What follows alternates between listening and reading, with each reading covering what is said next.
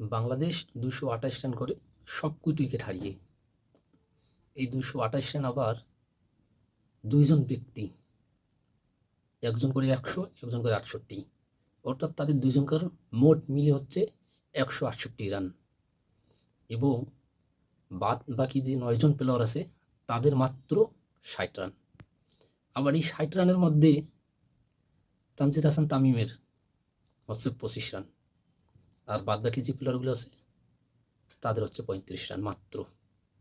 আর সবচেয়ে বড় প্রশ্নটা হচ্ছে আমার এখানে, যে যাদেরকে আমরা বিডিং লাইন আপের টপ মনে করি, ৫টা বিডিং, তাদের আবার ফির রান হচ্ছে মোট ৩০ রান। ৫ জন বিডিং, যাদেরকে বিডিং হিসেবে আমরা মাঠে নামাই কিংবা বিডিং হিসেবেই আমরা খেলি, তাদের ৫ জনের রান হচ্ছে মাত্র ৩০। সৌম্য সরকার 0, তানজিদ হাসান তামিম ২৫, আমাদের লর্ড শান্ত 0, মুশফিকুর রহিম 0, মেহেদী হাসান মিরাজ ৫।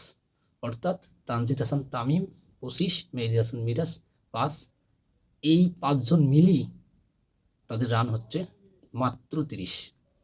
এবং শেষে আমাদের রিশাদ হোসেন করছে ১৮ রান এবং তানজিদ এবং হচ্ছে তাসকিন আহমেদ ৩ এবং বাকি এক্সট্রা রান, মোট ৬০ রান ৯ জন ব্যাটিংয়ের কাছ থেকে। খুবই দুঃখজনক, হতাশজনক। এরকম ব্যাটিং লাইন আপ বাংলাদেশে বহুত বছর দেখতেছি, কিন্তু কোনো উন্নতি অবনতি কোনো কিছুই হচ্ছে না। এই বাংলাদেশের ক্রিকেটের এভাবে চলতে থাকলে এদেশের ক্রিকেটটায় উঠে দেওয়া উচিত। এই ক্রিকেটের সবচেয়ে বিপর্যয়, লজ্জাজনক একটা জায়গায় এখন বাংলাদেশ। তাদের ব্যাটিং লাইন আপ মাত্র ১৬৮ রান।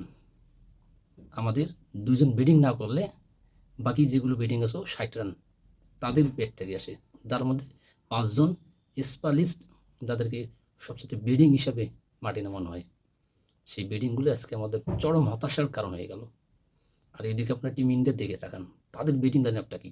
তারা শুরু থেকেই শেষ পর্যন্ত যারাই ব্যাটিং করছে তারাই মারমুখী ছিল, ভালো স্ট্রাইক রেটে ব্যাট করছে, দেখে শুনে খেলছে। আর আমাদের বাংলাদেশের ব্যাটিং লাইন আপ এখন পর্যন্ত ভালো হইল না।